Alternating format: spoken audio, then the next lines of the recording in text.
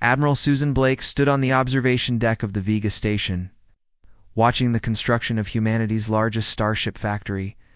The massive structure floated in the darkness of space, its metal arms reaching out like a mechanical spider, building its web. Sparks flew as welders worked around the clock, their work illuminated by the distant glow of Vega's blue-white star.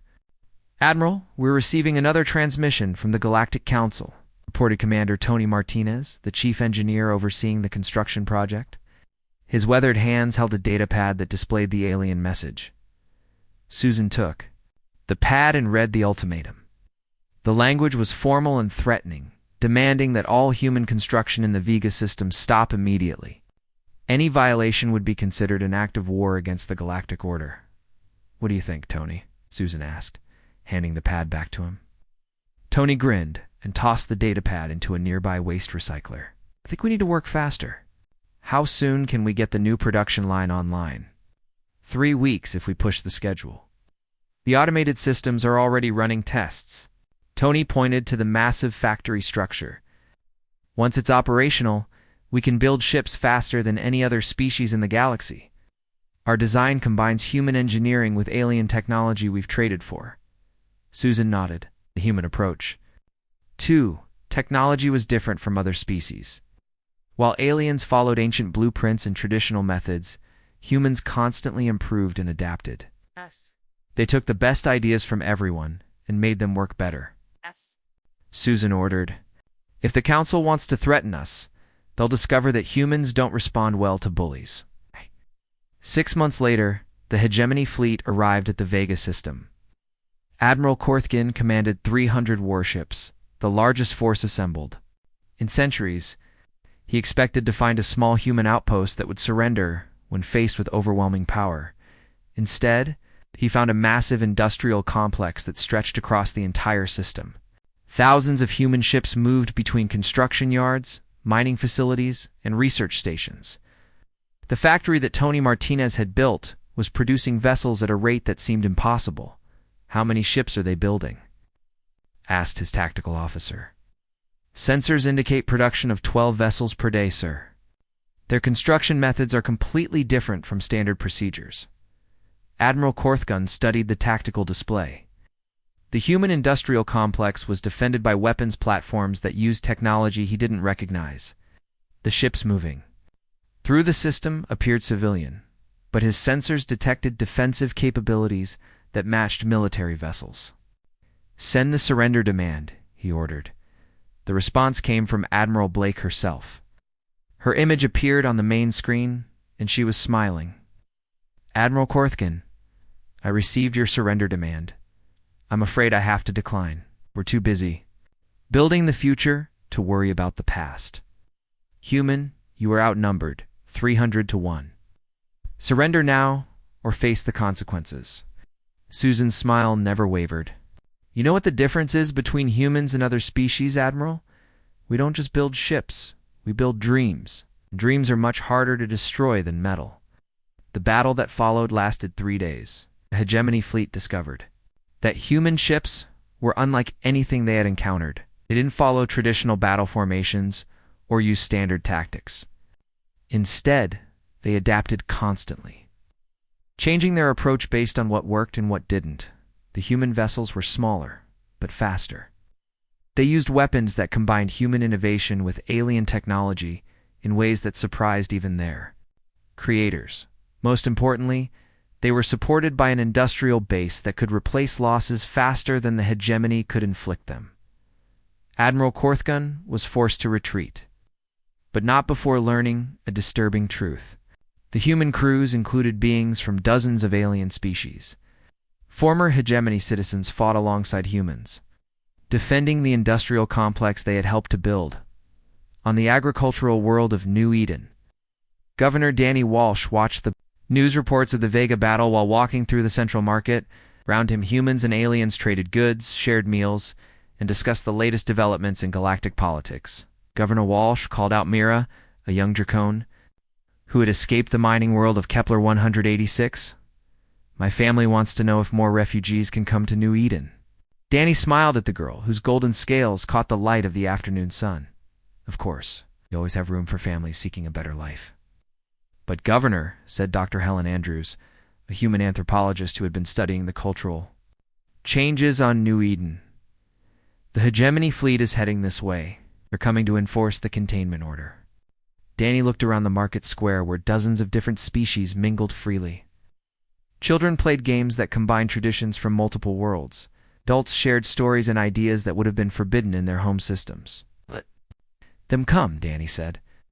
They'll find that New Eden isn't just a human colony anymore. It's become something new. When the hegemony enforcement fleet arrived at New Eden, they found a world that challenged everything they believed about proper galactic order. The planet was defended not just by human military forces, but by volunteer militia units made up of refugees from across the galaxy.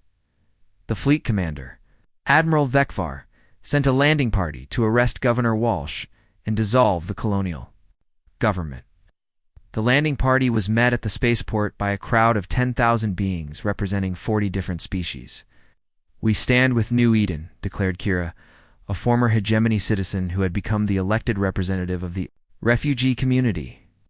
This world has given us something our homeworlds never could, the freedom to choose our own destiny. The landing party found themselves surrounded by families who had made New Eden their home.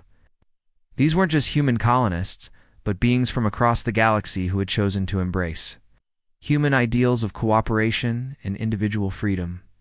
Admiral Venvar faced a choice: open fire on civilians or retreat. He chose to withdraw. But not before his own crew began asking questions about why so many beings were willing to risk their lives to defend a human colony. Dr. Helen, Andrews documented, the changes that were spreading across the galaxy in her research reports. Human concepts like democracy, individual rights, and economic freedom had been translated into dozens of alien languages. Young beings across the galaxy were learning about human history and philosophy through subspace educational networks. Containment order is impossible to enforce, Helen wrote in her report to Earth. Human ideas have already integrated into alien cultures. You can't unlearn knowledge or forget concepts that have already taken root. On the Centauri research stations, alien scientists worked alongside human researchers on projects that would have been impossible under the old system. The rigid hierarchies that had defined alien science for millennia were being replaced by collaborative approaches that produced better results. The humans show us new ways to think about old problems, explained Dr. Vextar, a Riegelan physicist, who had spent decades following traditional research methods. They ask questions we never thought to ask. They challenge assumptions we never thought to challenge. The research breakthroughs coming from human-alien collaboration were revolutionizing technology across the galaxy. Medical advances that would have taken centuries under the old system were being achieved in years. Engineering solutions that seemed impossible were becoming routine. Back on Centauri Prime, Ambassador Kethfer received reports that made his forearms shake with rage. The containment order was failing completely. Human settlements were being discovered in systems that weren't supposed to exist. Human traders were operating in regions where no other species could survive. They're like a virus, Kethfer told the Emergency Council session. Everywhere they go, they change everything. They don't conquer worlds with armies. They conquer minds with ideas. The Vorthan delegate agreed. Our young people return from human space with dangerous thoughts. They question why they cannot choose their own professions. They ask why they cannot travel freely between worlds. But the most disturbing reports came from the intelligence services. Alien populations were beginning to organize themselves using human political models. Democratic movements were spreading across worlds that had been ruled by unchanging hierarchies for thousands of years. The humans have made the containment order irrelevant, the Centauri Prime Minister observed. They have already escaped containment. Now they're showing everyone else how to escape as well. The galaxy was changing, and the old powers were discovering that they couldn't stop the transformation. Human influence was spreading not through conquest but through example. Not through force, but through the simple demonstration that life could be better. The containment order had come too late. Galaxy would never be the same, and the revolution was just beginning. Captain Ryan Foster stood on the bridge of the exploration ship Starwalker, staring at the sensor readings that made no sense. The ship had been traveling through unexplored space for 6 months, searching for new worlds that humans could colonize. Now they had found something nobody expected. "Captain, we're detecting massive energy signatures from the Corvin system," reported Lieutenant Kelly Brooks from the science station. "But according to all our star charts, that system is supposed to be empty." Ryan studied the data streaming. Across his screens, the Corvin system showed signs of advanced civilization, but no species in the known galaxy had ever made contact with anyone living there. "Take us in slowly," Ryan ordered. "Full passive sensors. Let's see what we're dealing with." As the Starwalker approached the inner planets of the Corvin system, the crew discovered cities that sparkled like jewels across the surfaces of 3 different worlds. The architecture was unlike anything in galactic records, flowing and organic. Instead of the rigid geometric patterns favored by most known species. "Captain, we're being scanned," reported the communications officer. "Someone knows we're here." The main screen flickered, and an alien face appeared. The being had silver skin that seemed to shift like liquid metal and eyes that glowed with inner light. When it spoke, the words came through the translation system in perfect English. "Welcome, humans. We're the Corvons. We have been watching your species with great interest." Ryan felt his heart race. First contact with a completely unknown species was every explorer's dream and nightmare combined. "I'm Captain Ryan Foster of the human exploration vessel Starwalker. We come in peace." The Corvin's face showed what might have been a smile. "We know. We have observed human expansion across the galaxy. Your species demonstrates qualities we have not seen in others." 3 days later, Ryan found himself walking through the crystal gardens of the Corvon homeworld. His host, a Corvon elder named Veltar, glided beside him on legs that seemed to flow rather than step. "Your people hide from the rest of the galaxy," Ryan observed. "Why reveal yourselves to us?" Veltar paused beside a fountain that sang with musical tones. "We withdrew from galactic society 1,000 years ago, and we grew tired of the endless conflicts and rigid thinking of other species. We have watched civilizations rise and fall while learning nothing from their mistakes. But humans are different. Humans adapt. Humans change. Humans ask questions that others fear to ask." Veltar touched a crystal flower that chimed like a bell. "We have seen how your presence transforms other species. You do not conquer them. You inspire them to become better than they were." The Corvin elder led Ryan to a massive chamber filled with technology that hummed with quiet power. Displays showed star charts that mapped regions of space no other species had ever explored. "We wish to share something with your people," Veltar said. "Knowledge that will allow human ships to travel the galaxy in ways others cannot imagine." Months later, human ships equipped with Corvin travel technology could cross the galaxy in days instead of years. The new drives worked by folding space itself, allowing vessels to step between distant points like walking through doorways. The transformation was immediate and dramatic. Human colonies that had been isolated for decades suddenly found themselves connected to a vast network of trade and communication. Exploration ships could reach the edge of the galaxy and return home in time for dinner. On Earth, President Maria Santos stood before the Global Assembly to announce the formation of the Human Colonial Alliance. Representatives from every human colony attended the ceremony either in person or through real-time holographic projection.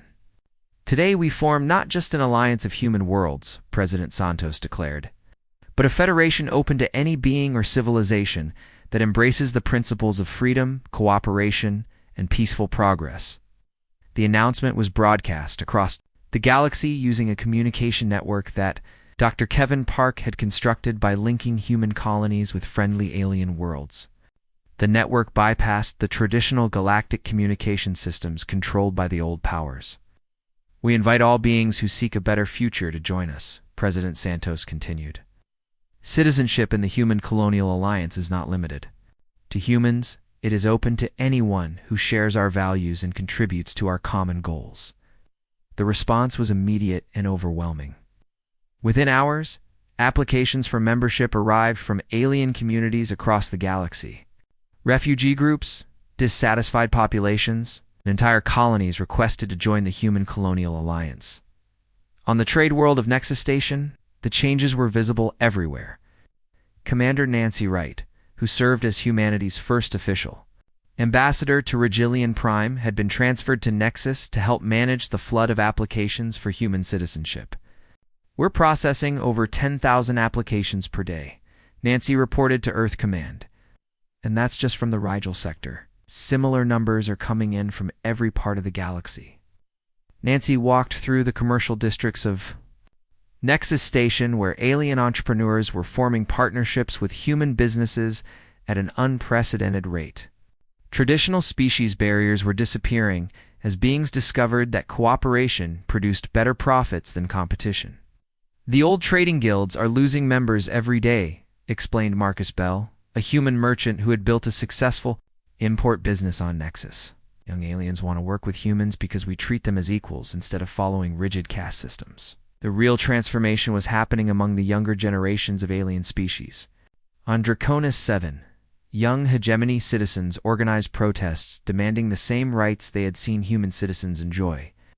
They carried signs written in their own language, but expressing human concepts like individual freedom and democratic choice.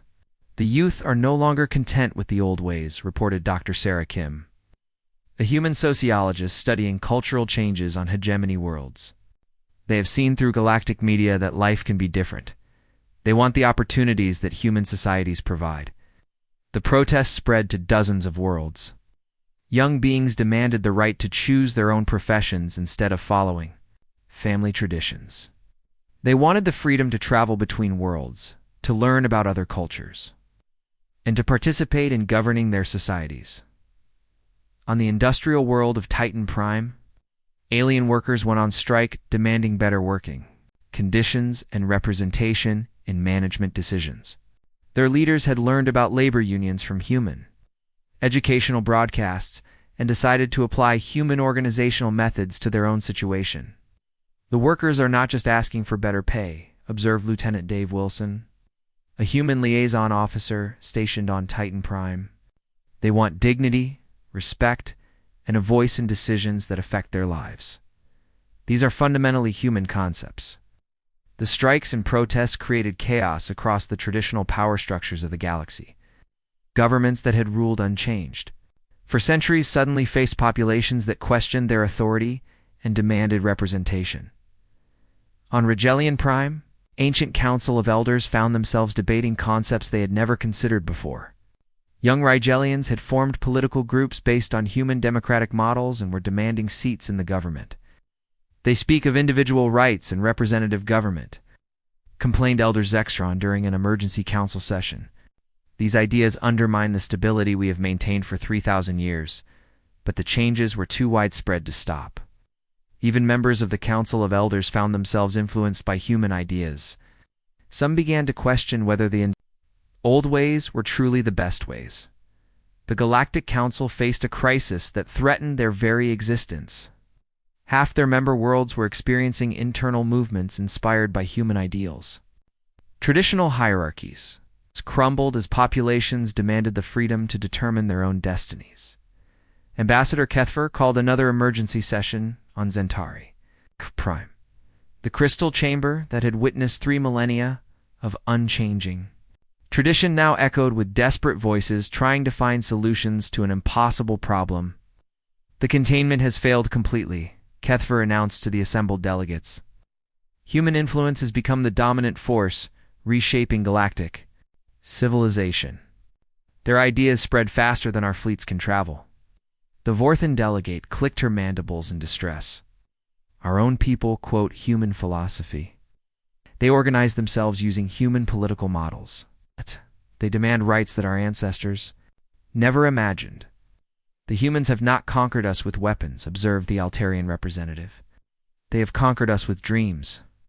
They have shown our people that life can be better, and now our people will accept nothing less." The statistics were undeniable.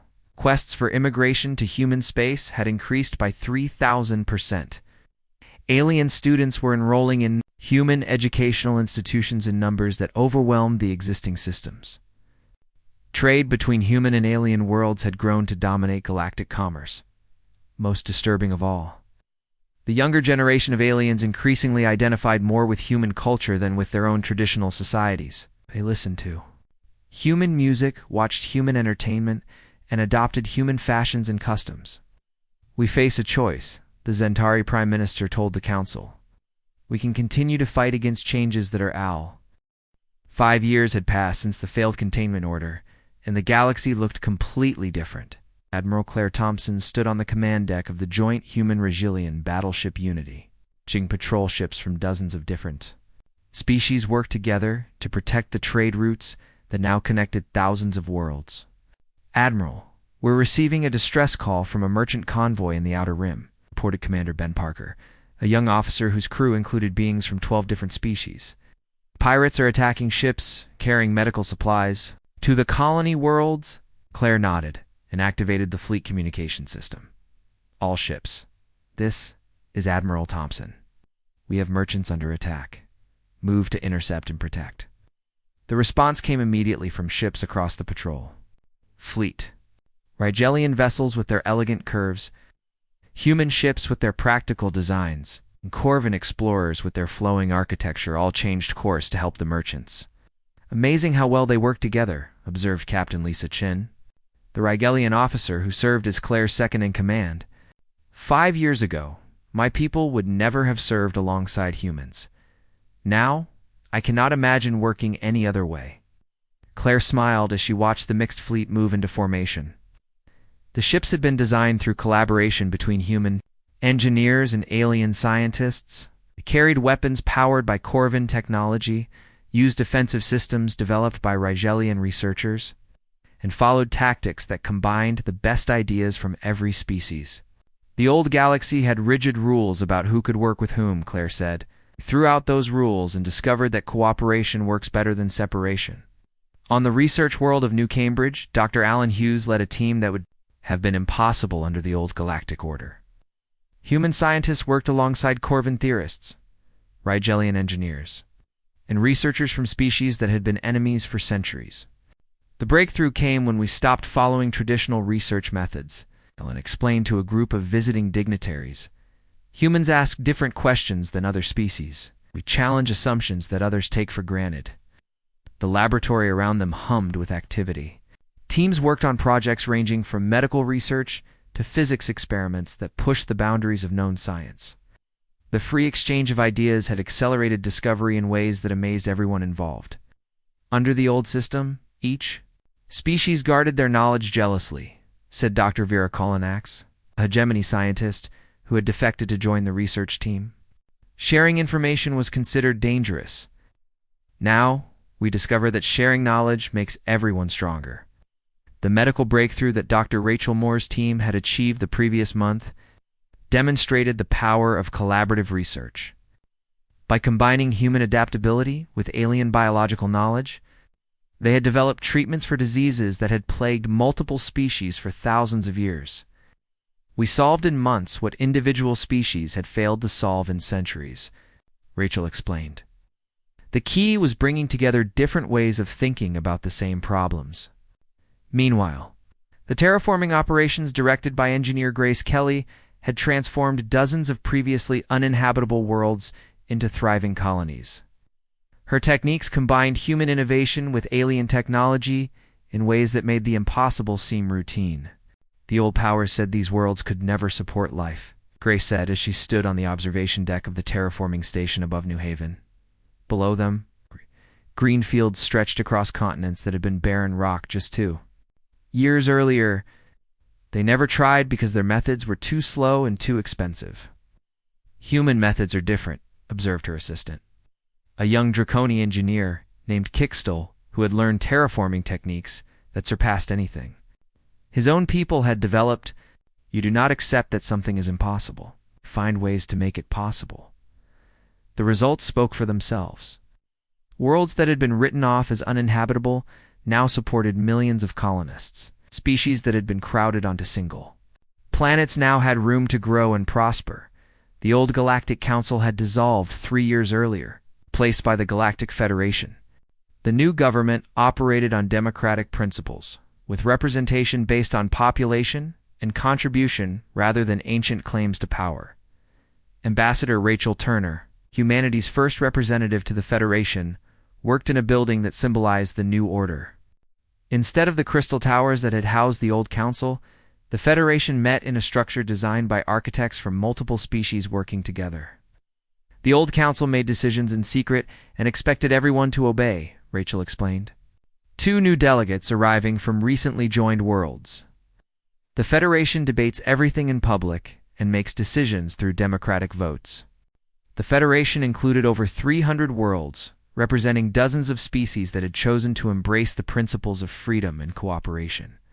Former enemies sat side by side, working together to solve problems that affected the entire galaxy. Democracy is messy and sometimes slow, Rachel admitted. But it produces better results than dictatorship. When people have a voice in decisions that affect their lives, they work harder to make those decisions succeed. The transformation wasn't just political. Economic changes had revolutionized trade across the galaxy. The old system of rigid trade, guilds, and restricted commerce had given way to free markets where anyone could participate. Profit is no longer limited to a chosen few, explained merchant captain Jeff Brown, whose trading company employed beings from 20 different species. When everyone has the opportunity to succeed, everyone works harder to make the system work. The changes reached into every aspect of daily life. On worlds across the galaxy, young beings attended schools that taught human concepts alongside traditional subjects. They learned about individual rights, democratic government, and the value of questioning authority. But not everyone embraced the new order.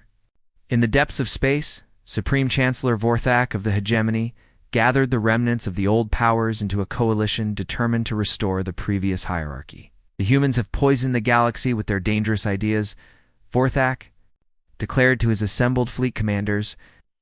Individual freedom leads to chaos. Democratic government produces weakness. We must restore order before everything we have built crumbles to dust. The coalition included the most conservative factions from a dozen species. They commanded massive fleets and controlled worlds where traditional authorities still held power.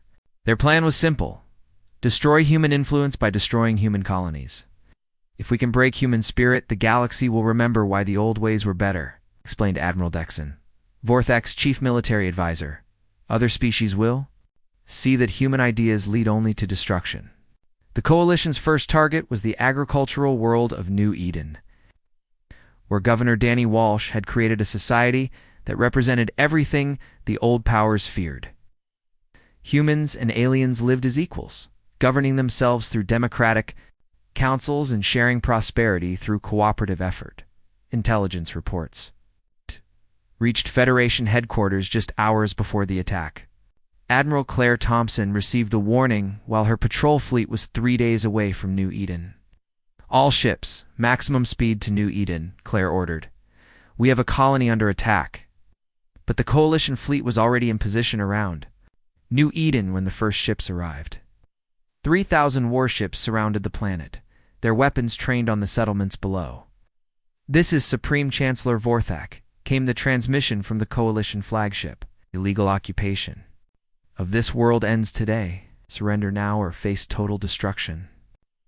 Governor Danny Walsh's response came from the Planetary Communications Center. His voice was calm but determined. This is Governor Danny Walsh of New Eden. We don't surrender to bullies. We fight back. What Vorthak discovered in the hours that followed changed everything he thought he knew about the new galaxy. The defense of New Eden wasn't just a human effort. Ships arrived from dozens of worlds carrying crews that represented every species in the Federation. They're not fighting for human colonies, Admiral Dexon reported with confusion. They're fighting for their own freedom. These beings believe that human ideas are worth dying for. The battle lines were drawn, but this wasn't a war between species. It was a conflict between 2 different visions of how the galaxy should work. On one side stood those who believed in rigid hierarchy and unchanging tradition. On the other stood those who had embraced the human ideals of freedom, cooperation, and the right to choose their own destiny. The galaxy held its breath as the 2 forces prepared for a confrontation that would determine the future of civilization itself. The old order was making its final stand, But they were about to discover that they weren't just fighting humans anymore. They were fighting an idea that had already taken root in the hearts and minds of billions of beings across the galaxy. The war that would follow would prove once and for all whether the human way of life could survive against the combined might of those who preferred the old ways. But as Admiral Claire Thompson watched reinforcements arrive from across the Federation, she knew that win or lose, the galaxy would never be the same again. The Battle of New Eden began at dawn on the planet's surface. Supreme Chancellor Vorthak had expected a quick victory against what he thought was a simple human colony. Instead, he found himself facing a defense force that included ships from 47 different worlds, all fighting to protect the freedom they had found in Federation space. Captain Steve Miller commanded the defense fleet from the bridge of the Federation battleship Liberty. Around him, officers from a dozen species worked together with the precision that came from years of cooperation. "Enemy fleet is moving into attack formation," reported Lieutenant Amy Stone from the tactical station. 3,000 ships approaching. From multiple vectors, Steve studied the display, showing the massive coalition fleet. Their ships followed traditional formation patterns that hadn't changed in centuries. Rigid lines of identical vessels moving in predetermined patterns. "They fight the way they think," Steve observed. "Everything in its proper place, following ancient rules, Sam. Show them how the Federation fights." Engineer Sam Peterson activated the new defensive systems that combined human innovation with alien technology. The Federation ships began to move in patterns that seemed chaotic but were actually perfectly coordinated. Federation vessels operate independently but coordinate perfectly, Sam explained to the young Rigelian officer beside him. "We adapt to changing conditions instead of following rigid plans." The first exchange of fire demonstrated the difference between the two approaches. The coalition ships targeted Federation vessels using predictable targeting patterns. The Federation fleet responded by changing their tactics in real time, adapting to each attack and finding weaknesses in the enemy formations they cannot predict. "Our movements because we do not follow predetermined patterns," observed Commander Lisa Park from the Liberty's engine room. "Human tactical thinking is flexible. We change our approach based on what works." Dr. Jennifer Walsh worked frantically in the medical bay, treating wounded from both sides of the battle. Her breakthrough in quantum medical technology allowed her to heal injuries that would have been fatal under traditional treatment methods. "The interesting thing about this war," Jennifer said to her alien medical assistant, "is that we're not fighting for territory or resources. We're fighting for the right to choose our own future." The coalition forces had superior numbers and wide HMC. Powerful weapons, but they discovered that their enemy fought unlike anything they had encountered before. Federation ships didn't just defend themselves, they defended each other. When one vessel was damaged, others moved to protect it. When supplies ran low, ships shared resources without being ordered to do so. "They fight as if they are one organism," Admiral Vexen reported to Supreme Chancellor Vorthak. "Our ships follow orders.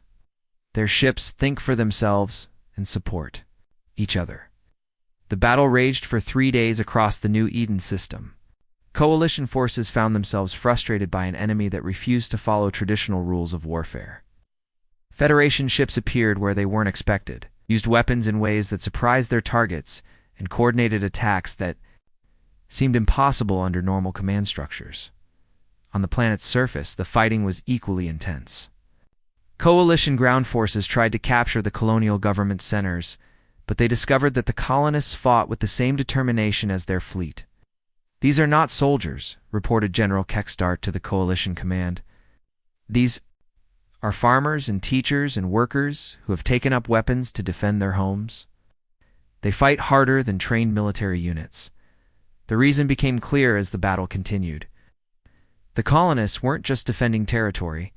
They were defending a way of life that had given them opportunities their homeworlds never offered. Refugees who had fled oppression on traditional worlds now had homes, families, and futures worth fighting for. On Earth, scientist Dr. Carl Davis worked in his laboratory on a project that would ensure human ideals survived, even if humanity itself did not.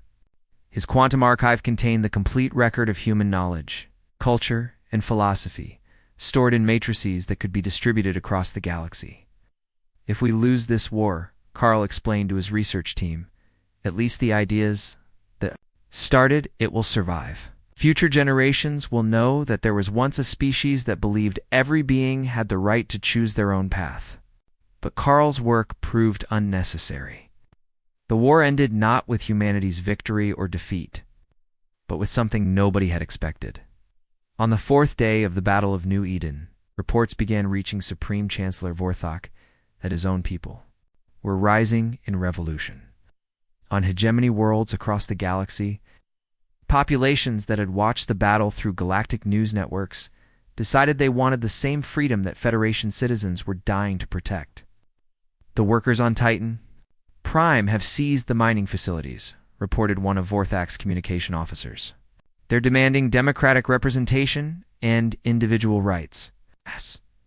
Student protests on Rigel Prime have shut down the government districts, came another report. They're calling for elections and constitutional reform. More reports flooded in from across Coalition space. Populations that had lived under traditional authority for centuries suddenly decided they wanted the opportunities they had seen in Federation territories. The ideas that humans had brought to the galaxy were spreading faster than any military force could stop them. Supreme Chancellor Admiral Dexon said quietly, "Our own crew members are asking questions about why we're fighting to deny others the freedoms we don't have ourselves." Vorthok looked around the bridge of his flagship and saw doubt in the faces of beings who had served him without question for decades. The revolution wasn't happening on distant worlds. It was happening right in front of him. The Coalition fleet began to break apart as individual ships declared for the Federation or simply stopped fighting. Crews that had been forced to serve, traditional authorities discovered they had choices they never knew existed. The war ended when Vorthok's own officers placed him under arrest and surrendered the Coalition fleet to Federation forces. They had realized that they were fighting against their own interests, trying to preserve a system that gave them no voice in their own destiny. 6 months after the Battle of New Eden, the galaxy had settled into a new equilibrium. The old powers had either joined the Federation or collapsed under the weight of their own populations. Demands for change. Governor Kate Robinson oversaw the transformation of former Coalition worlds into prosperous democracies.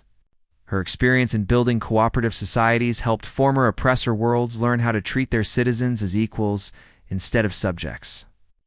The amazing thing, Kate observed, while visiting a former hegemony mining world, is how quickly people adapt to freedom once they're given the chance.